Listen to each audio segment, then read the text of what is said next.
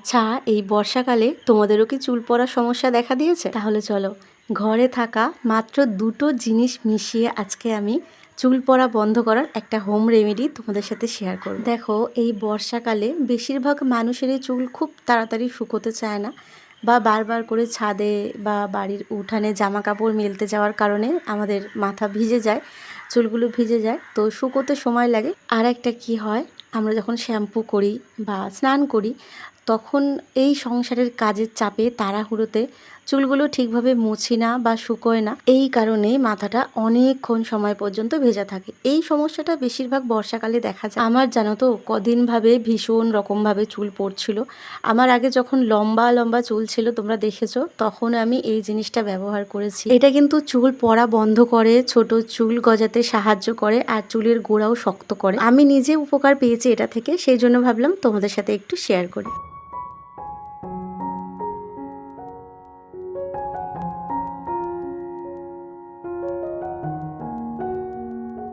আমি ছোট সাইজের দুটো পেঁয়াজ নিয়েছি রান্নাঘর থেকে, আর সেটাকে ভালো করে গ্রেট করে রসটা বের করে নিয়েছি। যদিও ছাঁচি পেঁয়াজের রস হলে আরও বেশি ভালো হতো, কিন্তু ছাঁচি পেঁয়াজ যেহেতু আমার কাছে এখন নেই, তো আমি রান্নাঘর থেকে বেছে বেছে ছোট্ট ছোট্ট দুটো পেঁয়াজ নিয়েছি। তো এইবার আমি এই পেঁয়াজের রসটার মধ্যে 1 চামচ মতো এই তেলটা মেশাবো। এই তেলটা কিন্তু আমার বাড়িতেই তৈরি করা, আমি অনেক দিন আগে তৈরি করেছিলাম। সপ্তাহে 2 দিন করে আমি এই তেলটাই ইউজ করি, আমি আর অন্য কোনো তেল মাখি না। তেলটা ভীষণই ভালো। তেলটা আমি কিভাবে তৈরি করেছি, কি কি দিয়ে তৈরি করেছি সেটা কিন্তু আছে, তোমরা যদি চাও আমি তোমাদেরকে দিয়ে দেবো। তোমরা তাহলে নিজেদের মতন করে বাড়িতে এরকম তেল তৈরি করে নিজেরা ব্যবহার করতে পারো। জানো তো, অনলাইনেও এখন এই তেলটার ভীষণই নামডাক চলছে। তবে এই তেলটা আমি বাড়িতেই তৈরি করেছি। বাড়িতে বানানো জিনিস ব্যবহার করতে আমার একটু বেশিই ভালো লাগে। তবে এই তেলটা কিন্তু ভীষণ উপকারী, চুল কালো করে, চুলের গোড়া শক্ত করে। তেলটা আমি কিভাবে বানিয়েছি এটা যদি তোমরা জানতে চাও তাহলে কমেন্ট করো, আমি দিয়ে দেবো। কেমন আছো সবাই? আশা করছি সবাই ভালো আছো, সুস্থ আছো, আমরাও ভালো আছি। নতুন একটা ব্লগে তোমাদের সকলকে জানাই অনেক স্বাগত আর অনেক অনেক ভালোবাসা। তোমাদের সকলকে আরও একবার ধন্যবাদ, তোমাদের মূল্যবান সময় দিয়ে আমার ব্লগ দেখো, কমেন্ট করো, অনেক দূর দূর থেকে আমার ব্লগ দেখো। তো এটা আমার ভীষণ ভালো লাগে। তো এরকমভাবেই আমার পাশে থেকো। তবে আমি জানি আমার সংসারের কাজ বাজ দেখতে তোমরা একটু বেশি পছন্দ করো। কিভাবে সংসারের কাজগুলো আমি গুছিয়ে করে থাকি সেগুলো তোমরা দেখতে একটু বেশি ভালোবাসো। তবে যদি এরকম মেঘলা ওয়েদার থাকে, আকাশ পুরো কালো হয়ে রয়েছে, মানে আকাশেরও মনটা ভার ভার, তাহলে কি এরকম মেঘলা দিনে কাজ করতে ইচ্ছে করে বলো? বৃষ্টি হচ্ছে কয়েকদিন ধরেই আমাদের এখানে, মোটামুটি 1 সপ্তাহ হয়ে গেল। আচ্ছা, তোমাদের ওখানে কি এখনও বৃষ্টি এসেছে, না কি সেই আগের মতনই গরম? কমেন্টে জানিও। আমাদের এখানে গরমটা অনেকটাই কমেছে বৃষ্টির কারণে, যেহেতু একেবারে মোটামুটি বললাম না 7 দিন ধরেই বৃষ্টি হচ্ছে আমাদের এখানে, এই যাচ্ছে আসছে এরকম। তো সেই কারণে গরমটা আমাদের এখানে অনেকটাই কমেছে। আর এরকম আকাশ মেঘলা, সকালবেলা ঘুম থেকে উঠে দেখলেই, তোমাদেরকে আমি আগেও বলেছিলাম আমার একটু সোনালি রঙের রোদ থাকে, সেই আকাশ বেশি ভালো লাগে। আর এরকম মেঘলা আকাশ থাকলে না, তখন আর ভালো লাগে না মনটা। যাই হোক, তো ওই মেঘলা ওয়েদারে আজকে আমার ইচ্ছে হলো একটুখানি নিজের কেয়ার করি। আজকে যেহেতু আমি অনেক বেলা করে ঘুম থেকে উঠেছি, ইচ্ছে করে উঠেছি, কোনো কাজ আজকে সেরকম ছিল না। উঠে যেরকম থাকে, ঘর দোর ঝাড় দেওয়া, বাসি বিছানা তোলা, যেরকম যেগুলো থাকে সেগুলো টুকিটাকি ভাবলাম এই মেঘলা আকাশে পছন্দের একটা গান চালিয়ে নিজের একটু যত্ন করা যাক, আর ভাবলাম সেটাই তোমাদের সাথে আজকে শেয়ার করি, তোমাদেরও কোনো কাজে আসতে পারে। তো যাই হোক, ঘুম থেকে উঠে আমি খেয়েছিলাম জল মুড়ি, আর তারপরে খেয়েছিলাম একটা কলা। আর কলাটা খেয়ে, কলার খোসা কিন্তু আমি একদমই ফেলি না, এই দেখো খোসাটা রেখে দিয়েছি, এটাও একটা কাজে লাগাই, সেটাও দেখাচ্ছি তোমাদেরকে। তো সবার আগে যে পেঁয়াজের রসটা আমি তৈরি করেছিলাম, ওর মধ্যে আমি 1 চামচ মতো হচ্ছে তেল মিশিয়েছিলাম, যে তেলটা আমার বাড়িতে বানানো।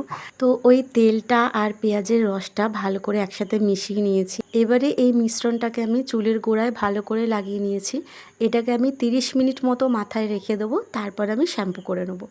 এটাতে কিন্তু চুল পড়া বন্ধ হয়, চুলের গোড়া শক্ত হয়, আর তেলটার জন্য চুলটা অনেকটা সিল্কি হয়। তো তো তোমরা কিন্তু ব্যবহার করে দেখতে পারো, যদি তোমাদের পেঁয়াজের রস স্যুট করে। তো অনেকের আছে না স্যুট করে না, তো এটা তোমরা একটু বুঝে শুনে করবে। আর একটা ভীষণ গুরুত্বপূর্ণ কাজ, যেটা হয়তো আমরা সবসময় ফলো করে উঠতে পারি না, সেটা হলো চুলের তো আমরা শ্যাম্পু করে ফেলি, কিন্তু যেই চিরুনিটা আমরা ব্যবহার করি শ্যাম্পু করার আগে, চুলের নোংরাগুলো কিন্তু চিরুনির মধ্যে থেকেই যায়। আমি অনেককেই দেখেছি ওই চিরুনিটা দিয়েই আবার শ্যাম্পু করা চুলটা আঁচড়ায়। তো সেটাতে কি হয়, চিরুনির নোংরাগুলো আবার কিন্তু চুলের মধ্যে জড়িয়ে যায়। তো সেই কারণে যতবার শ্যাম্পু করবে, যখনই শ্যাম্পু করবে, তো তখনই একটুখানি সার্ফ দিয়ে বা একটু শ্যাম্পু দিয়ে যা কিছু দিয়ে চিরুনিটা ভালো করে পরিষ্কার করে নিতে হবে। নিজের চিরুনিটা সবসময় আলাদা রাখাই ভালো। তো এটা আমি সবসময় করে থাকি, হয়তো তোমাদের সাথে শেয়ার করা হয় না সেভাবে। এটা আমি যখনই শ্যাম্পু করি তখনই এই কাজটা করি। তো এইদিকে দেখো, যেই কলার খোসাগুলো আমি রেখেছিলাম টুকরো করে, এটা কিন্তু তোমরাও বাড়িতে ব্যবহার করতে পারো, ভীষণ উপকার পাবে। কলা এমনিতে ভালো আমাদের শরীরের জন্য, আর স্কিনের জন্য ভীষণ উপকারী। কলা আর মধু কিন্তু আমাদের স্কিনের জন্য খুবই ভালো। কলা আর মধু একসাথে মিশিয়ে সেটাও কিন্তু তোমরা মুখে ব্যবহার করতে পারো। তবে হ্যাঁ, অনেক সময় কি হয়, মধু হচ্ছে অনেকে স্যুট করে না, তো সেক্ষেত্রে মধুটা বাদ দিতে হবে। শুধু কলাটাও তোমরা মাখতে পারো চিনি দিয়েও, আমি তো মাঝে মাঝে ওটা ব্যবহার করি। আর কলার খোসাটা যেটা করি, এটা আমি কখনোই ফেলি না। এটা যখন আমি কলা খাই তখনই আমি খোসাটা এভাবে মুখে মেখে নিই। এটাও আমি 20 থেকে 25 মিনিট মতো মুখে এভাবেই রেখে দেবো, আর কিচ্ছু মাখবো না। তারপর আমি স্নান করে নেব। তোমরা ব্যবহার করে তারপর আমাকে জানিও কমেন্টে।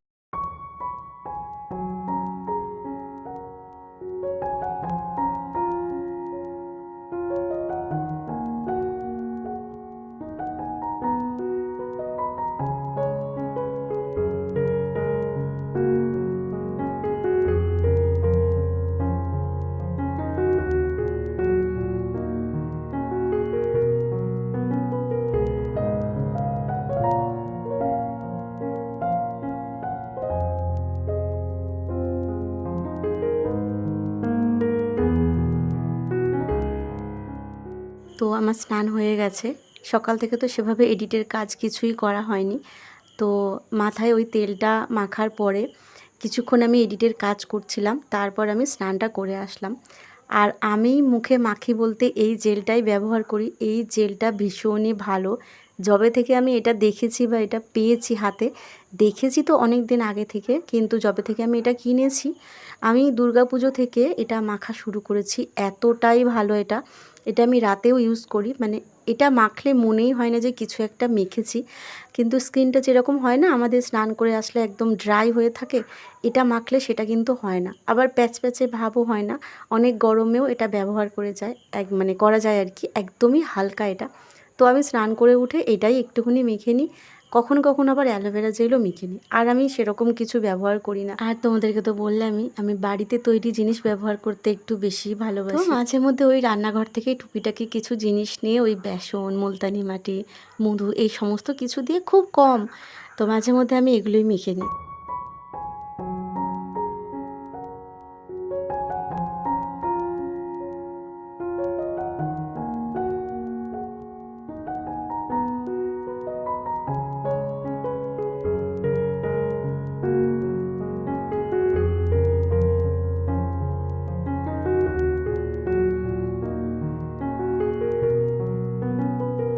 সকালবেলা ছাদে কিছু জামা কাপড় মেলেছিলাম, যেগুলো আগের দিনের কাঁচা। সকাল থেকে তো রোদ ছিল, আমাদের এখানে কি হয়, বেলা হলেই বৃষ্টিটা হচ্ছে। তো সেই কারণে জামা কাপড়গুলো তুলে নিয়ে আসলাম। এসেই দেখি এই যে ছানাগুলো এই পাশের ঘরটায় একটা ছোট চৌকি রাখা রয়েছে, এই চৌকির মধ্যে শুয়ে রয়েছে। আর দুজনকে দেখি টুনি লাইটের ওপরে শুয়ে রয়েছে। আসলে ওরা তো আর বোঝে না নিজের ক্ষতি, নিজের ঠিক, নিজের ভুল, এ সমস্ত কিছু ওরা বোঝে না। তো আমি গিয়ে তারটাকে সরিয়ে দিয়ে আসলাম, বোর্ডটাকেও সরিয়ে দিয়ে আসলাম, যাতে ওরা ওর মধ্যে না শুতে পারে, হট করে কিছু একটা ক্ষতি হয়ে যেতে পারে। তো সেই জন্য আমি একটু সরিয়ে দিয়ে আসলাম ওই জিনিসগুলো। আর এখানে দেখো জামা কাপড়গুলো এখানে মেলছি। এটা আমার মানে বর্ষাকালের কী যে সঙ্গী, আমি বলে বোঝাতে পারবো না এই জিনিসটা। মানে ছাদে তো জামা কাপড় খুব একটা বেশিক্ষণ মেলা যায় না এই বর্ষাকালে, এটার মধ্যে মেলে আর যদি এই সামনেটা রেখে দিই না, তোমরা বিশ্বাস করতে পারবে না। এটা যেহেতু ফাঁকা মাঠ, তো এত পরিমাণে হাওয়া আসে, জামা কাপড়গুলো এখানেই শুকিয়ে যায়। কিন্তু ওই সাথে সাথে একটা ভাব থেকেই থাকে।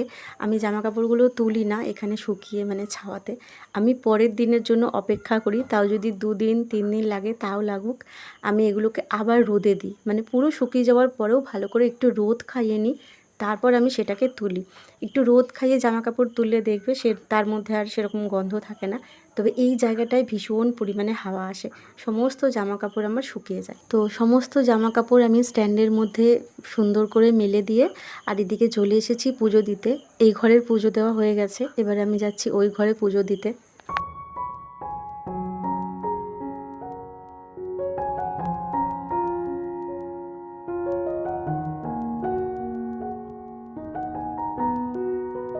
তো শ্যাম্পু করার পর আমি ভিজে চুলে এই সিরামটা কিছু মাস হলো আমি ব্যবহার করছি। এটা ভীষণই ভালো, মানে চুলটাকে এতটাই সিল্কি করে দেয়। এমনিতেও আমার চুল সিল্কি, তোমরা আগেও দেখেছো।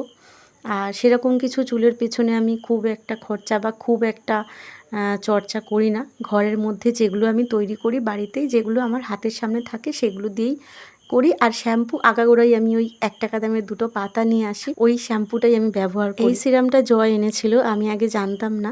তো মাখার পর থেকে এটাই আমার ভীষণ প্রিয় হয়ে উঠেছে। আমি যখনই শ্যাম্পু করি, তো শ্যাম্পু করার পরে ভিজে চুলে আমি সিরামটা ব্যবহার করি। আর এই কাঠের চিরুনিটা, এটা আজকে প্রথম ব্যবহার করব। এটা বোন দিয়েছে আমাকে, ও নিয়েছে অনলাইন থেকে 3টে।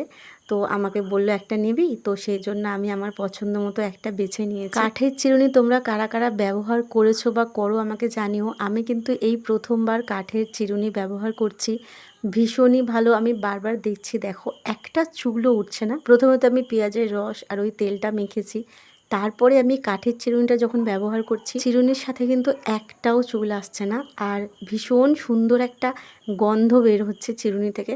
আমার না একটু এই গন্ধ শোকার ভীষণ রকমভাবে রোগ আছে বলতে পারো। প্রত্যেকটা জিনিসের আমি, জামা কাপড় থেকে শুরু করে লিপস্টিক, সেটা যে কোনো জিনিস হতে পারে, আমি গন্ধটাই আগে শুকি। আমার এই মানে ভালো গন্ধর পাগল আর কি আমি। তো কাঠের চিরুনিটা থেকে এত সুন্দর একটা গন্ধ বেরোচ্ছিল, মনটা ভালো হয়ে গেল।